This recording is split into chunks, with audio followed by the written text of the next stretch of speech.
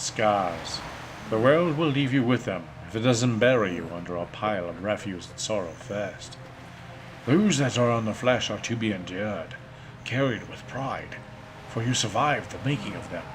Those others, inside, wounds in our souls, sometimes never given proper treatment and a respite for what caused it.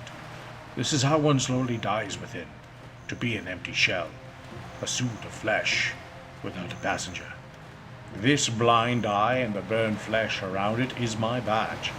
I have lived, I have suffered, and I have triumphed and still yet live with my soul intact.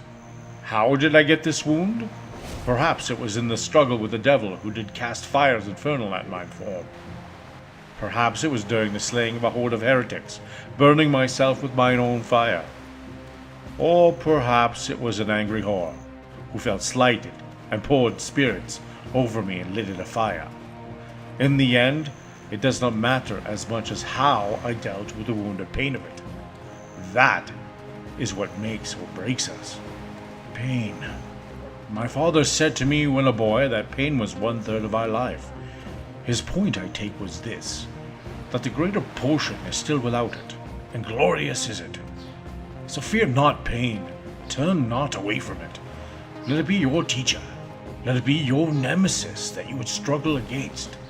Let it be your lover that you would embrace. We are but how we deal with the pains that are given us. Ourselves but a reflection of the pain we have lived through. Those are the badges I speak of.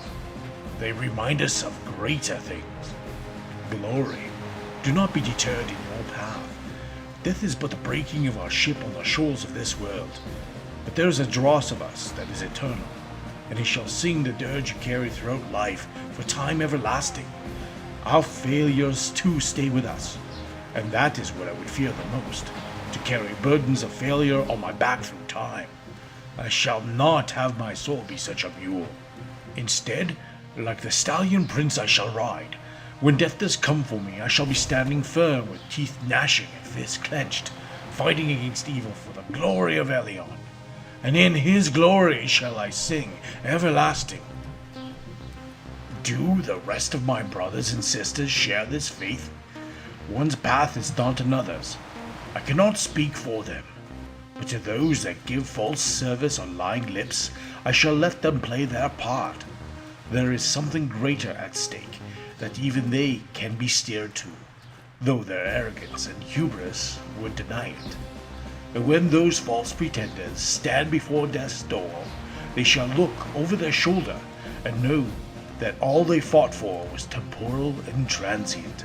Then shall they seek the healer to pull them back into life, seeing with new eyes that the path they walked before was of little worth and import. I shall guide and treat their wounds upon their soul, to make sure it does not fester and become leprous, and return them to alien service in this world, better and clearer in sight.